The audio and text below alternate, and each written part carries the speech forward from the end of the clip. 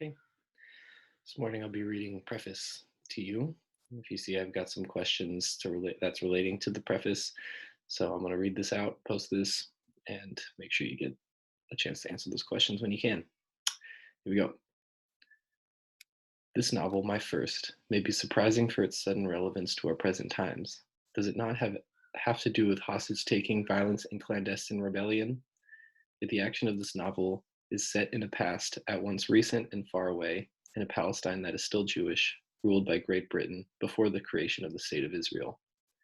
Elisha, a young survivor of the death camps, an orphan bereft not only of his father and mother, but of hope, is recruited by members of the resistance. At this point, the enemy is not Arab, but English. The power is in London, not Jerusalem. The tribunals are overburdened, the prisons overflowing.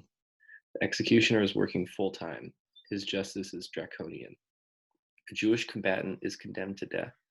His superiors in the resistance order Elisha to execute one of His Majesty's officials in retaliation. Both men are to die at dawn. Dawn is purely a work of fiction, but I wrote it to look at myself in a new way.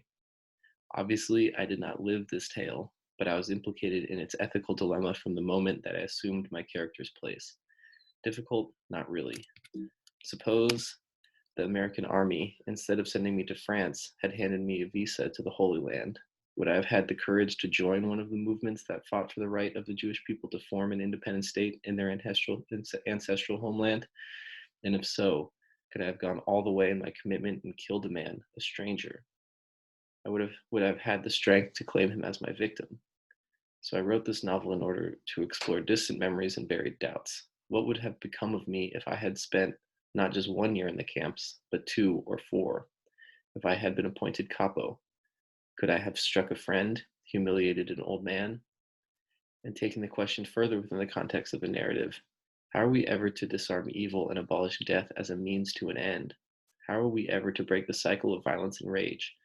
Can terror coexist with justice? Does murder call for murder, despair for revenge? Can hate engender anything but hate? The hero spends an entire night preparing himself. He looks back on his blighted childhood, his open wounds. At the core of his being, he rejects the new part he is to play. He is afraid of betraying the dead who, as judges and witnesses, observe the living but are unable to come to their aid. And yet, what will dawn bring for him? More darkness or the light of the coming day?